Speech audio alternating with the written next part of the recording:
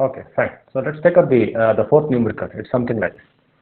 A centrifugal pump has its impeller with inlet and outer diameters of 35 centimeters and 70 centimeters respectively. It is used in a setup with a manometric head of 28 meters. Determine the minimum starting speed. Hope you remember that we have done on derivation to calculate the minimum starting speed. Okay, we will use that formula to find the minimum starting speed. Before that, let's write the data what is given. So what is given? So they given the diameters, that is D1, which is 35 centimeters, means it is 0.35 meters, and D2 70 centimeters, means it is 0.7 meters, and they have given the manometric head as 28 meters. Okay. Now what we are supposed to find? We are supposed to find the minimum starting speed. That's the only which we are supposed to find in this numerical, minimum starting speed. Now, hope you remember we had derived this formula. So, minimum starting speed should be greater than or equal to, okay, square root of, okay, square root of 2g by some pi square into 60 square into hm divided by d2 square minus d1 square. So this was the formula which we have derived it actually. Now, so what is your hydraulic efficiency? See, look at this. What is your hydraulic efficiency? See, hydraulic efficiency is nothing but your manometric head to your Euler head. Okay, manometric head to your Euler head. Now, suppose for example, your manometric head is equal to hydraulic efficiency into HE. Why I'm telling this particular formula means sometimes instead of the manometric head in the same problem statement, they will be giving the Euler head with hydraulic efficiency. So in that case, so in place of manometric head, you have to substitute this particular formula and try to calculate your minimum starting speed. Okay, this is, see, with one particular numerical, I'm trying to tell you the what are the possibilities. One is directly they'll be giving you the manometric head, you can substitute, or if they give you the Euler head, or if they ask you to calculate the Euler head, which is based on your velocities, that Vw2 into U2 minus Vw1 into U1. So from that formula, you can find the divided by G, I can get the Euler head, multiply by your hydraulic efficiency, that will be your manometric head.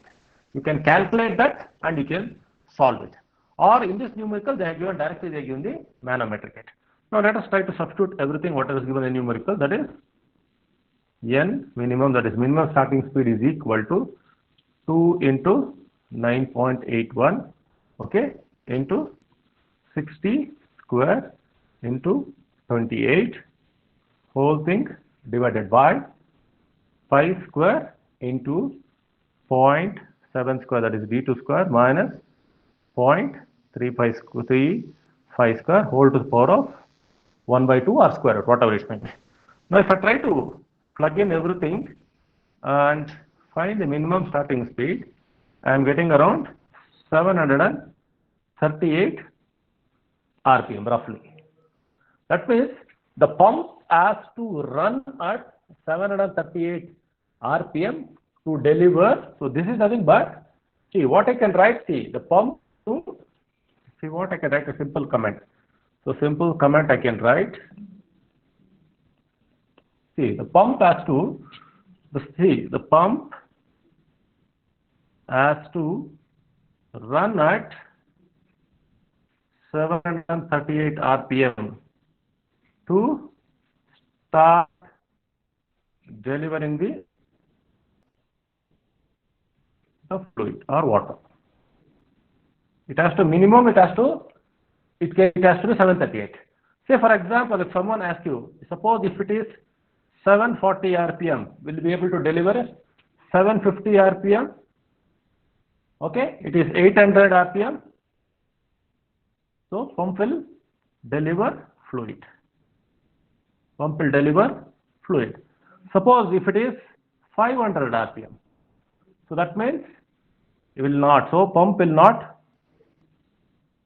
not be will be not in a position to deliver fluid, will not be in a position to deliver the fluid. So it has to be minimum 738 RPM. Anything below that, you can't see the pressure head from the pump. So if it is more than that, it can start delivering the fluid. Okay. Now, see, there is one numerical, if you look at it actually. So there is one derivation. So which keep asking this thing. Okay. So what is it actually? They want the pressure rise, that is your pressure head or whatever it may be. That is the change in pressure head between your exit and inlet. That is P2 minus P1 by rho g, whatever it may be. Okay. That is given by the right hand side expression. So try to express the pressure head in terms of flow velocity or peripheral velocity at the inlet and exit and with respect to your blade exit angle. So this is an expression actually. So if you want to derive this expression, so the starting point should be based on your Bernoulli's equation. Okay. So starting point is usually your Bernoulli's equation. That we have to do it actually. So I'll try to do this derivation because usually they keep asking this particular thing. So to understand this actually, first let us try to put the velocity triangle. Okay. First let us try to put the velocity triangle, then try to solve this equation. Okay. So the velocity triangle will be something like this. This is my, or that is tip. This is my hub. So have my a blade, something like this, and it is rotated in this direction. So if I try to draw the inlet velocity triangle with entry is around VW1 is equal to 0. Okay, that's the condition. Okay, I'm going to consider my it is radially it is entering. So in that case it is V1 is equal to VF1 with VW1 is equal to 0. Okay, then this is my U1, alpha 1, VR1 and beta 1. Okay, similarly I can draw the exit velocity triangle. So this is my VR2. Okay, this is my V2. Okay. So this is my U2. Okay, this is my U2 and okay, this is my VF2 and this is my VW2. Okay, then I have my beta 2. This is my alpha 2. Okay, I have all those things actually. Okay, I have all this these particular things. I have drawn the velocity triangle. So this is my the exit point. It is 2. This is the inlet point. This is 1. Okay. Now if I call this x, okay, so x is equal to u2 minus vw2. So this is the result. Now let us try to apply the energy equation. What is this energy equation? So energy equation is nothing but your Bernoulli's equation only with some kind of work action. I am going to apply that. So apply the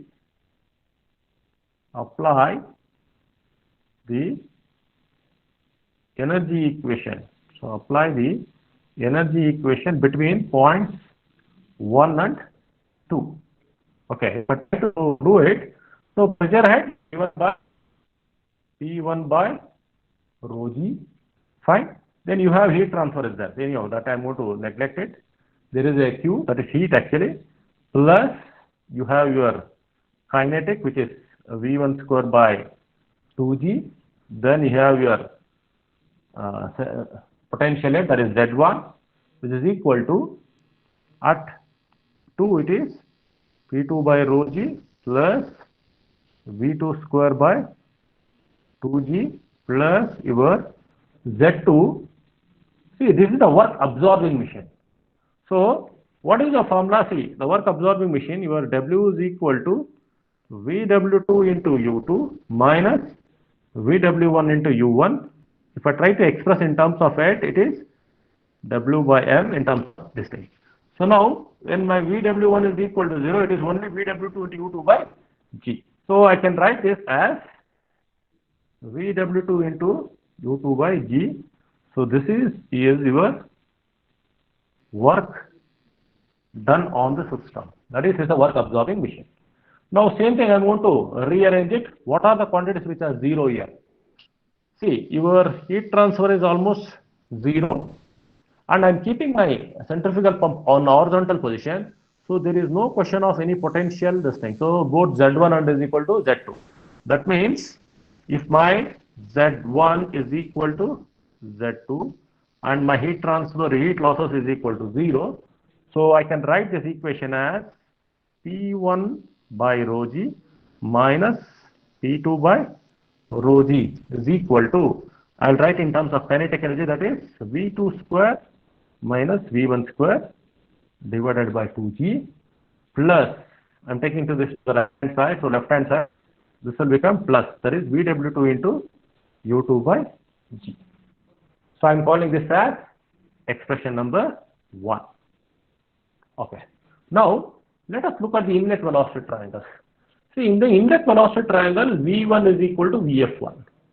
Okay. And if you look at the outlet velocity triangle, if I try to use the trigonometric relations, say if I take tan beta 2, so tan beta 2 is your opposite side, that is Vf2 divided by x.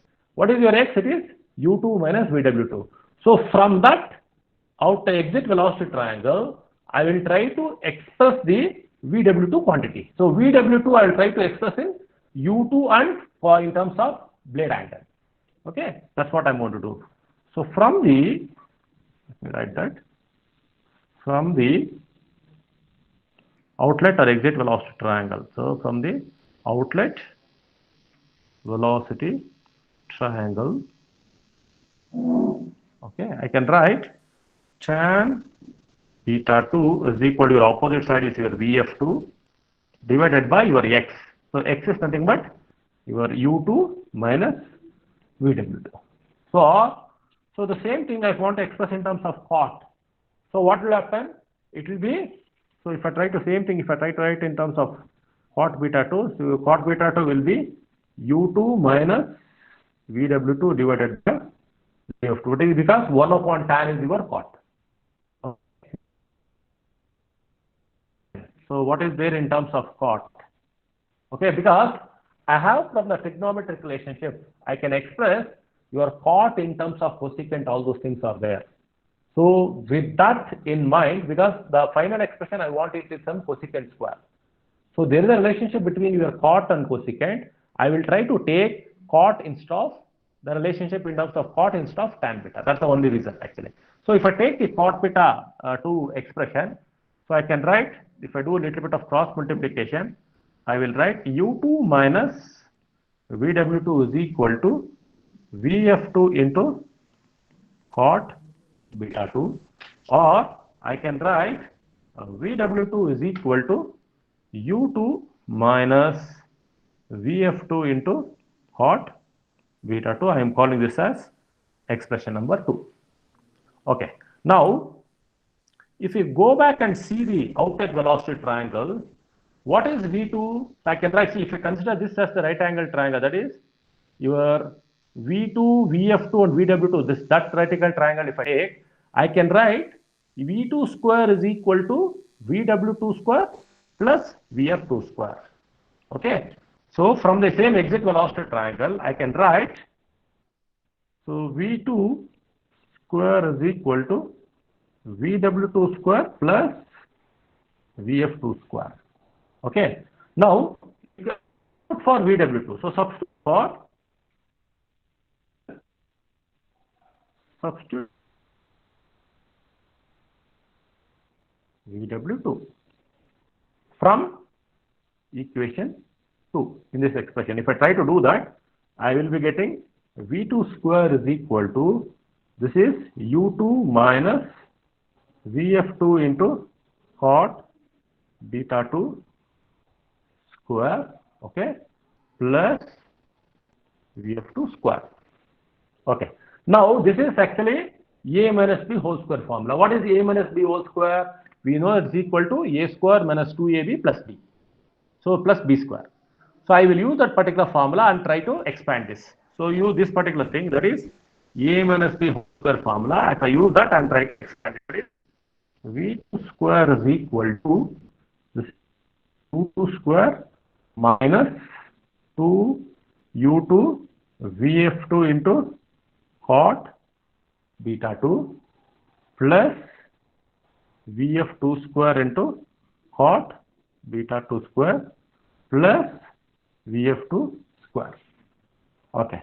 Now I'll try to rearrange it actually. So I can write V2 square is equal to U2 square minus 2U2 Vf2 into cot beta 2 plus, if I take Vf2 square outside, this will become 1 plus cot beta 2 square. Okay, beta 2 square. Now, if you from the trigonometry relations, we know this.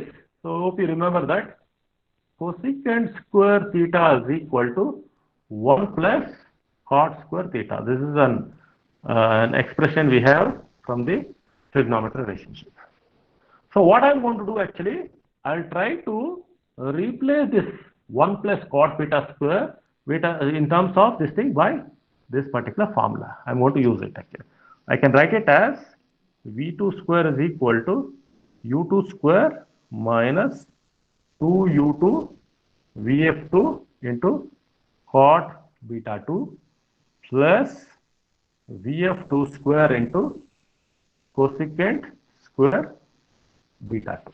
So I am calling that as expression number 3. So now I have the, see, you have V1. See, what is my V1? See, V1 is equal to Vf1. I have this expression. Then what is my V2? V2 I have this expression. Then I have my Vw2. So I will go to this equation number 1. So I will go to equation number 1, substitute for V1, V2 and Vw2. So substitute for all these things and try to simplify the equation. Okay, that's what I'm going to do. Substitute for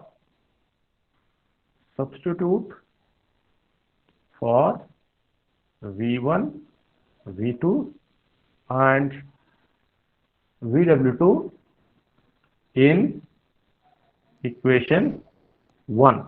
What is your equation 1? It is actually P1 by rho g minus, it is P2 by, it is P2 by 1, P2 by rho g minus P1 by rho g. It is P2 by, yeah, P2 and P1. Actually it is P2 by rho g minus P1 by rho g is equal to V2 square minus V1 square by 2g plus Vw2 into U2 by g. So in this expression, I am going to substitute each and everything and then try to simplify the equation and try to get the final expression. So I will write that. So let me write that. It is P2 by rho g plus P1 by rho g to the left hand side. So first thing is, I want to write it for your V2 square. Okay. So if I want to write it for if I want to write it for your V2 square. So V2 square is how much? What is it actually? V2 square your U2 square. So V2 square is equal to U2 square. Let me go back. P2 by P1 means it is V1 square. Sorry. It is V1 square minus V2 square. So this will be V1 square minus V2 square. Yeah. So in this case, it is V1 square. V1 square is actually it is Vf1 square by 2g. That is V1 square minus of V2 square. So V2 square is equal to U2 square. So right now you have here. So this is U2 square minus your 2U2 into Vf2 into cot beta 2 plus Vf2 square into cosecant square beta 2. Okay, the whole thing divided by 2g. So this is the expression for your V2 square. I have this particular thing for V2 square. Okay.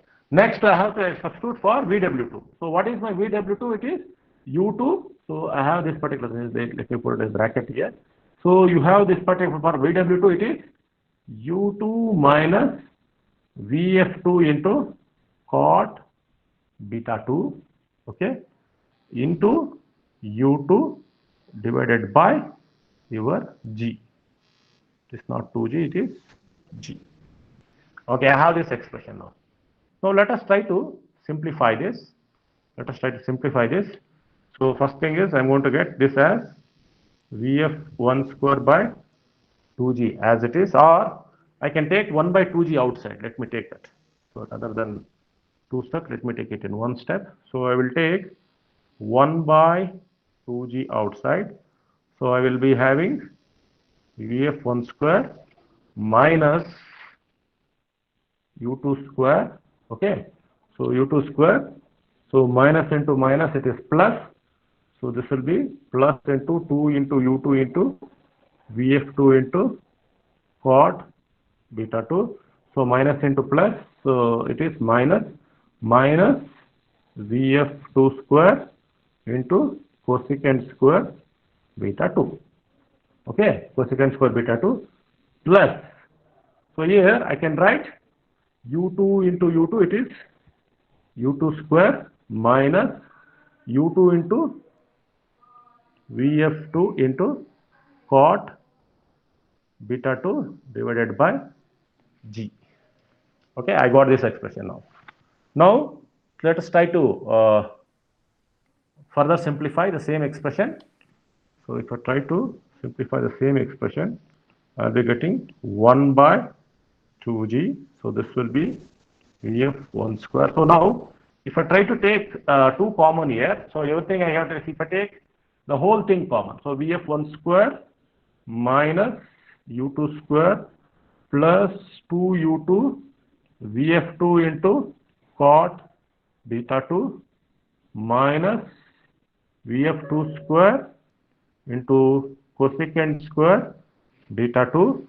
So what I'm going to take from this particular expression also, I will take 1 by 2g outside.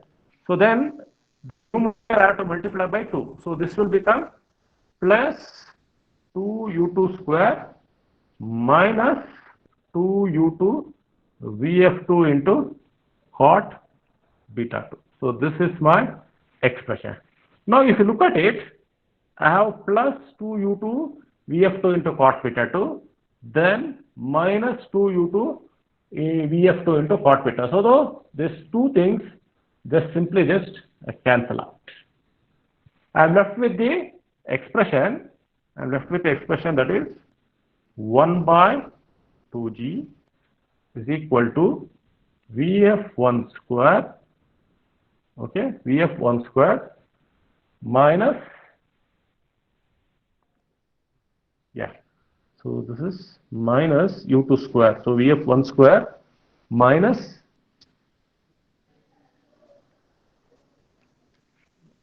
yeah, minus u2 square minus Vf2 square into cosecant square beta 2 plus 2u2 square. Now if you look at it, so I can see 2u2 square minus u2 square, I will be getting 1 plus actually.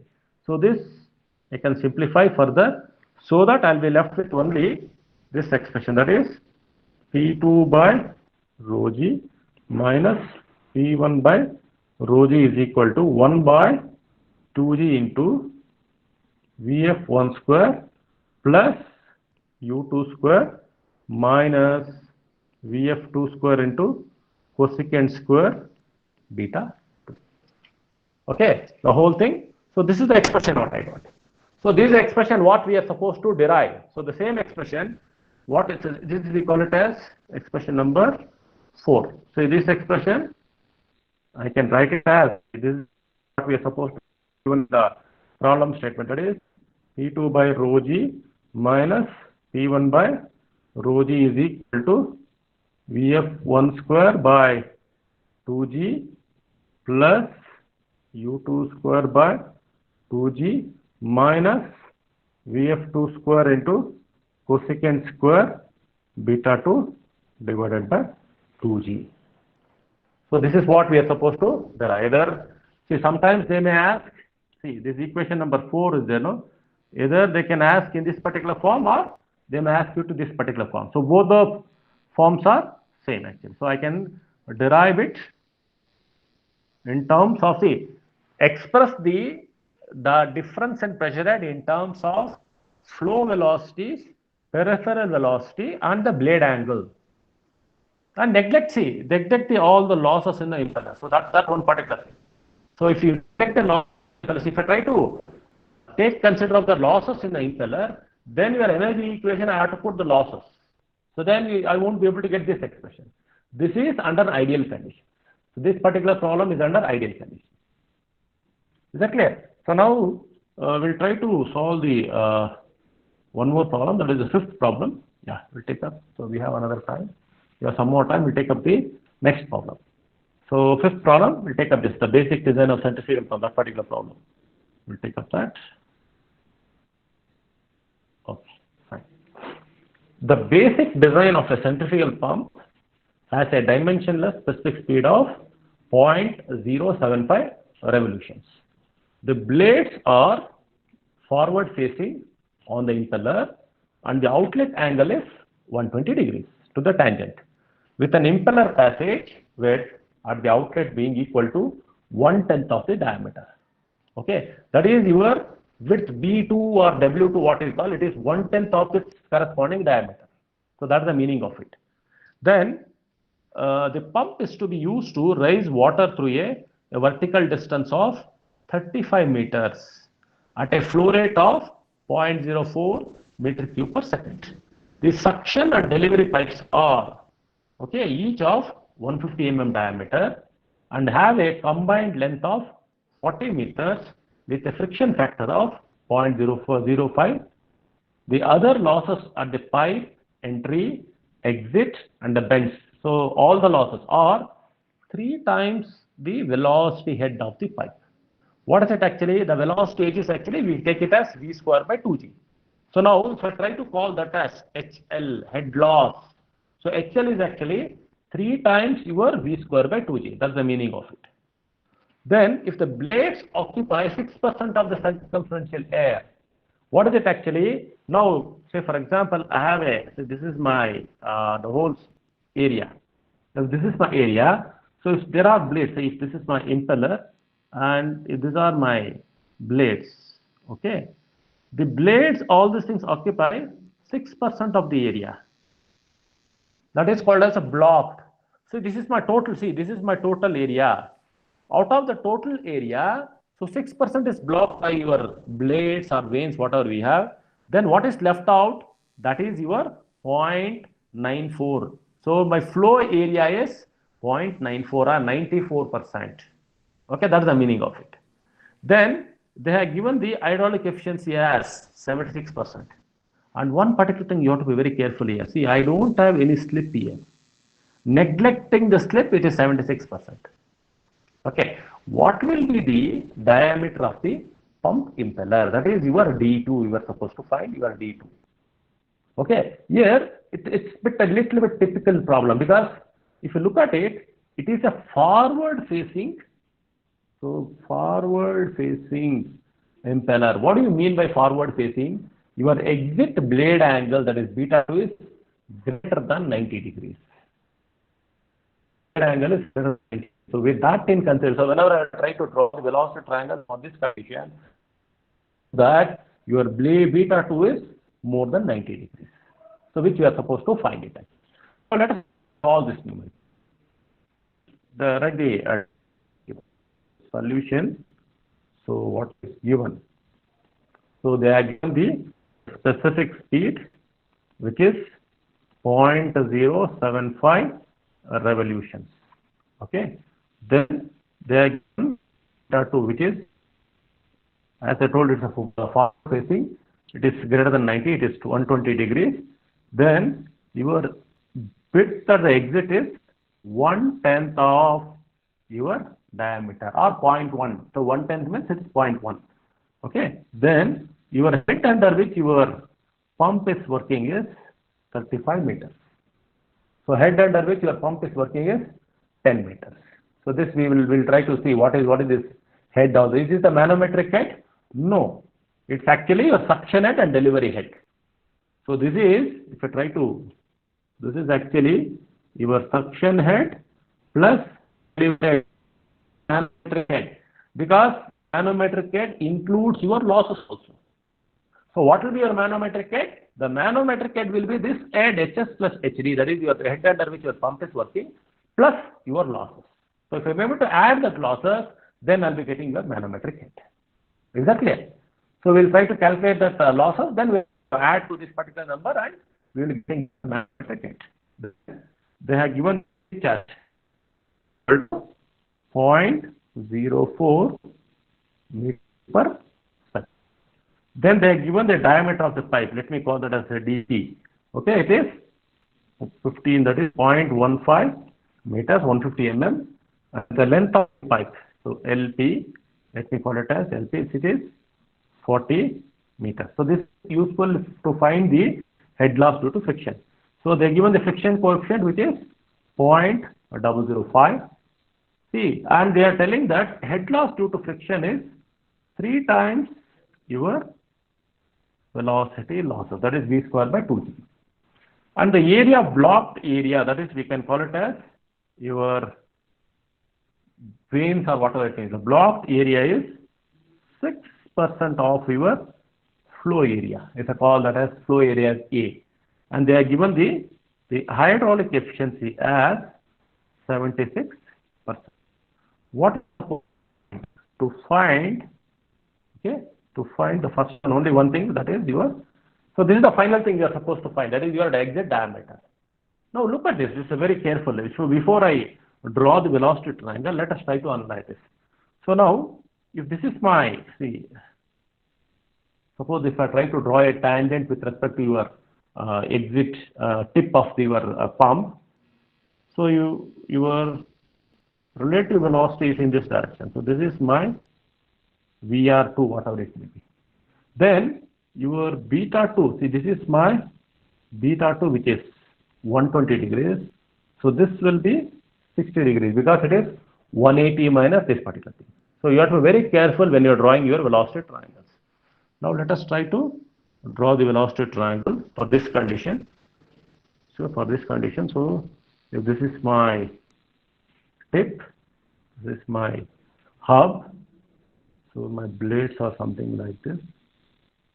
Let's put it like this. So let's try to draw the inlet velocity triangle. So let me assume that VW1 is equal to 0. So most of the thing, they go with no whirl actually, most of the centrifugal pumps. So this is my VF1 is equal to V1. So assuming that VW1 is equal to 0 for a radial flow entry, that is alpha 1 is equal to 90. This is my U1. This is my beta 1. This is my BR1. Okay, this is the inlet velocity triangle. This is at the point 1. So similarly at 2, this is the pump being rotating in the clockwise direction. Let me write the exit velocity triangle. So this will be my exit velocity triangle. Okay, so this is where I have my blade actually. This is where I will be having my, this is or my VR2. So this is my beta 2, alpha 2 with V2. And where is my U2 here? U2 is smaller. See, if you go this particular thing, this will be my U2 and this component is my VW2. Okay, so this is my VF2. I will call this as Y. Okay, I'll call that as Y. So what is Y? Y is equal to VW2 minus U2. Hope you remember I was taking X. X is nothing but, I don't want to confuse with the same X actually. So X is actually, it is U2 minus VW2. Whenever U2 is greater than your VW2, I use a simple sign convention, that is X. So it will be easy for you to apply your trigonometric relationships. So why I call it as, it's a difference between so VW2 and, so here VW2 is greater than your U2. So whenever my beta 2 is See, beta 2 is less than 90, your U2 is greater than VW2. We have solved already, we have seen the velocity triangles for that. So when my beta 2 is equal to 90, your U2 and VW2 both will be same. Then when my beta 2 is greater than 90, your VW2 is greater than U2. So this already we have seen in the, whenever we are trying to do the derivations. Now, let us try to solve this problem. So now, we don't know the velocity with which what is flowing in the pipe. Okay, we need to find the velocity. So what is the velocity of the flow, velocity of the flow in the pipe actually. So now, we know that discharge is given by, so we know that discharge Q is given by area of the pipe into velocity of the pipe. Okay, now what is your velocity of the pipe? Velocity of the pipe is equal to discharge divided by area of the pipe. So what is my discharge? They are given it as 0.04. Okay, what is your velocity? So area of the pipe, it is pi into 0.15, that is pi d square by 4. If I do that, I am getting my velocity of the pipe as, if I try to substitute, I am getting it as 2.26 meters per second. So this is the velocity of the pipe.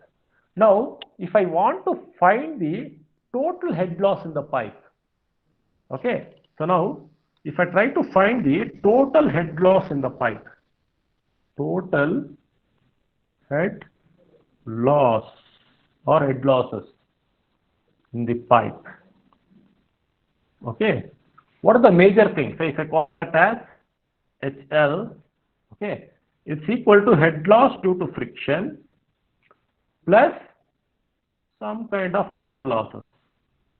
What are those other losses? Which may include loss, exit loss, bend loss, etc., etc. Okay. Now, if you see in the problem statement, they are given that other losses are 3 times your velocity or 3 times your velocity head. And what is your frictional losses? We know from your Darcy-Chassis equation, 4FL V square by 2GD. Already you have studied in your fluid mechanics. So I am going to use the same thing and try to apply here. So your HF is equal to 4 times your F and length of the pipe, your velocity of the pipe Vp square divided by 2G D and diameter of the pipe. Whenever I will try to put the diameter of the impeller here, it is the diameter of the pipe. I am trying to calculate the head loss due to friction in the pipe. Okay. Then other losses they are given in the numerical as 3 times the velocity of the flow or whatever is happening in the thing divided by 2G. So this is the formula, what is as per the problem statement we are trying to go. Now let us substitute what is given in the numerical. If I try to substitute everything, this is what I am going to get.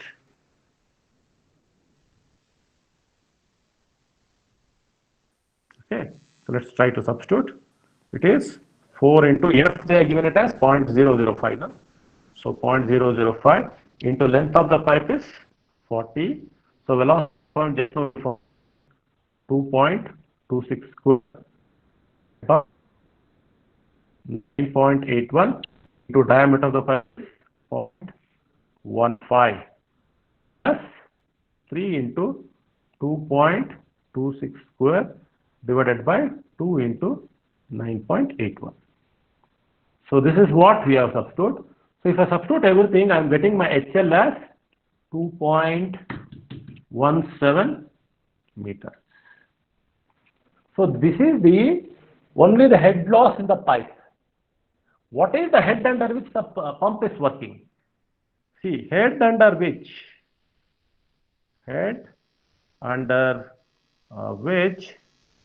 the pump is working, that is your manometric head. So your manometric head is equal to, that is the head that is given in the problem statement is the H, which is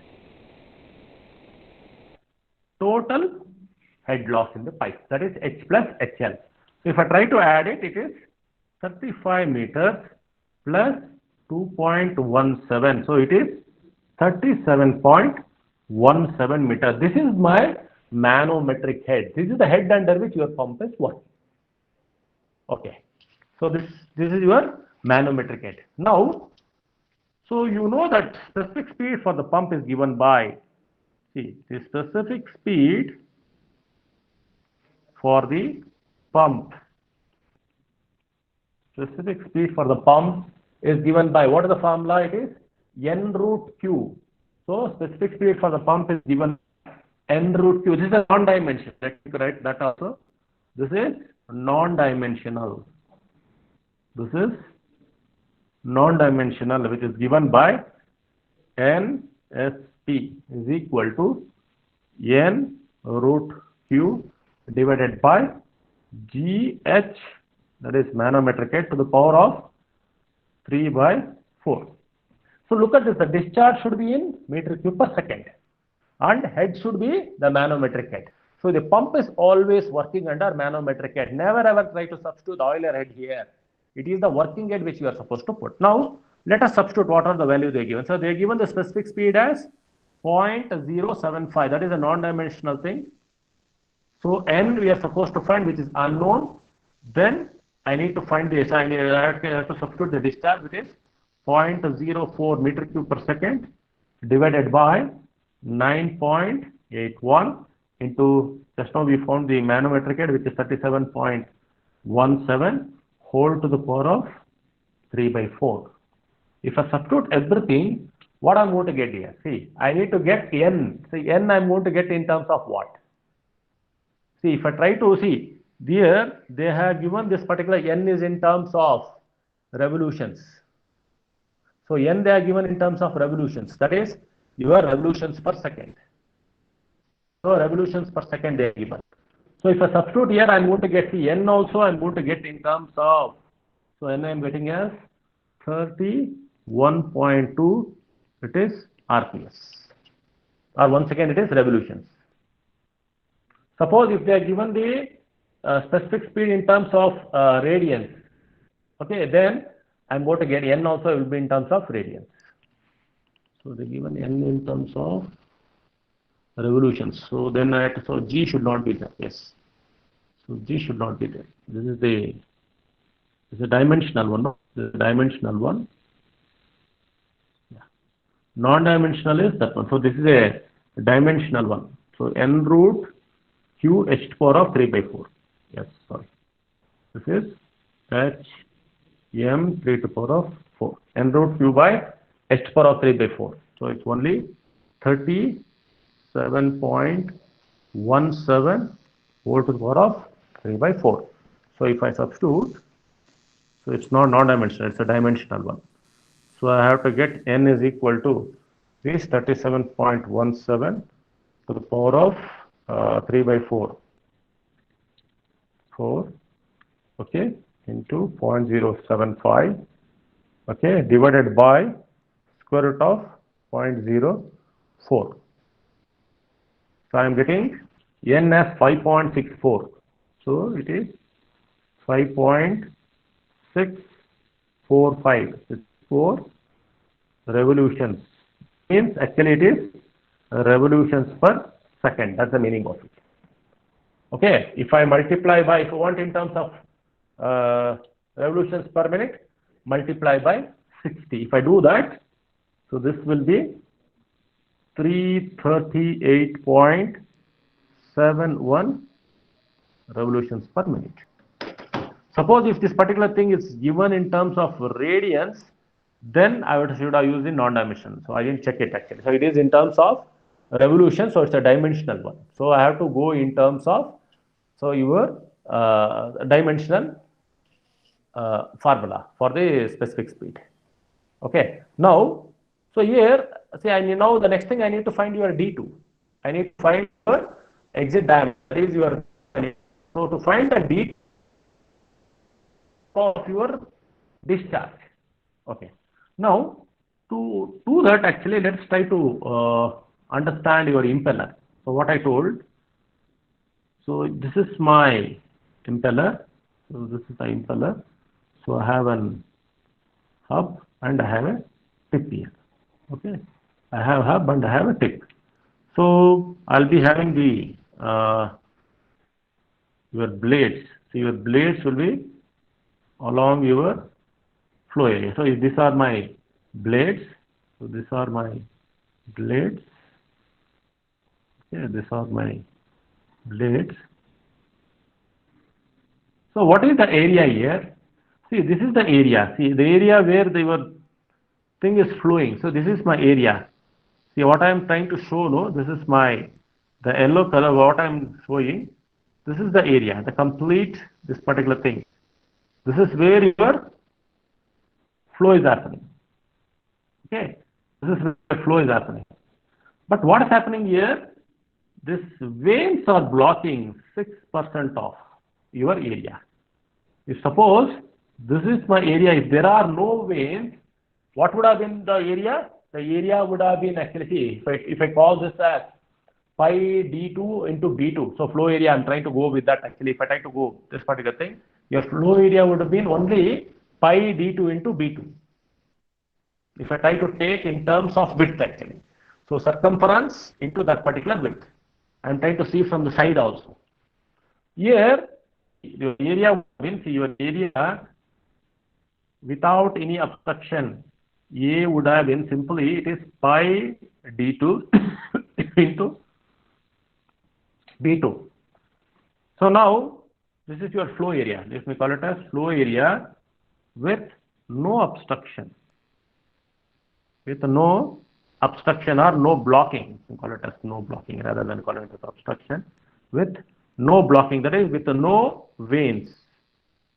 As we have 6% of the other thing, so the actual flow area will be, the actual flow area will be pi d2 b2 minus 6 by 100 into pi d2 b2. That is 0.06. So I can write it as pi d2 b2 into 1 minus 0.06, or I can call it as 0.94. So this if we call it as flow area as AF, which is 0.94 pi d2 b2. This is your flow area.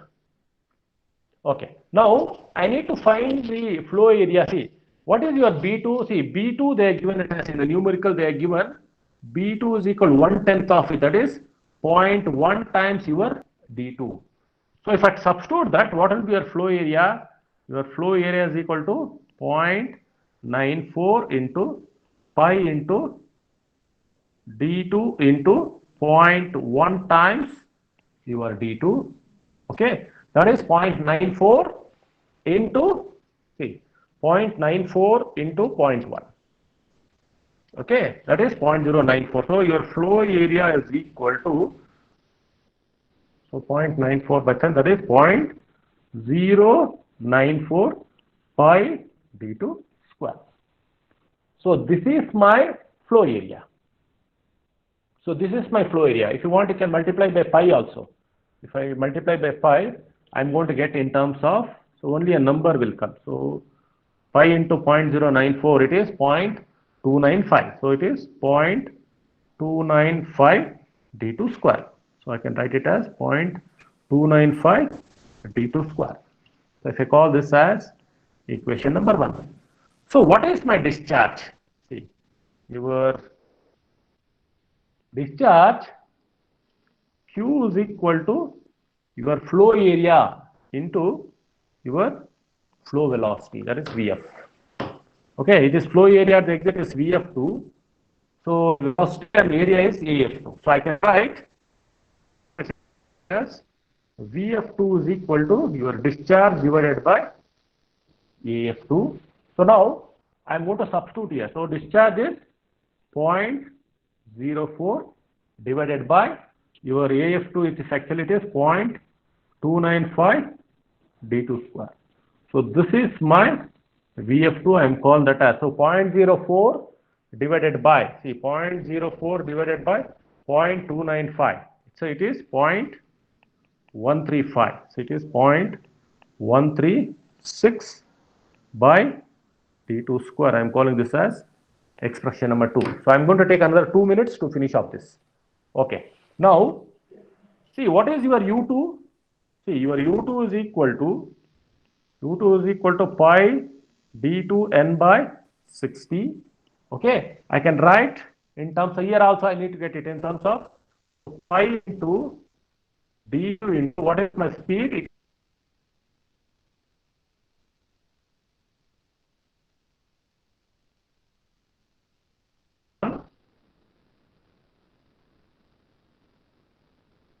By 60. I'm going to get in terms of 60. It is 17.74 d2. So this is equation number 3. Okay. Now, what is my VW2? I want to get VW2. See, it's a little bit lengthy actually. You will be getting an expression in terms of a quadratic equation. Then you have to solve in terms of using the trial and error method. I'll solve the equation.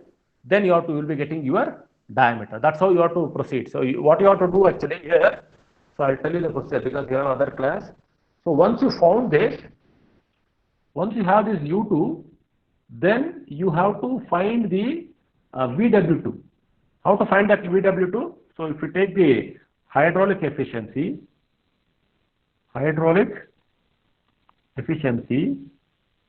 which is given by your HM divided by HE. Okay. Now what is your HE? It is HM divided by VW2 into U2 by G.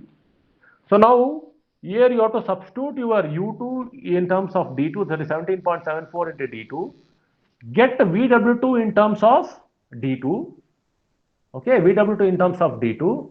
Then go back to your velocity triangle, substitute for your beta 2. So substitute for this particular triangle. So if I try to take up this particular triangle, so if I try to take this particular triangle, that is, if I call this as 180 minus beta 2, take the triangle. So tan 180 minus beta 2 is equal to VF2 divided by Y, that is VW2 minus U2.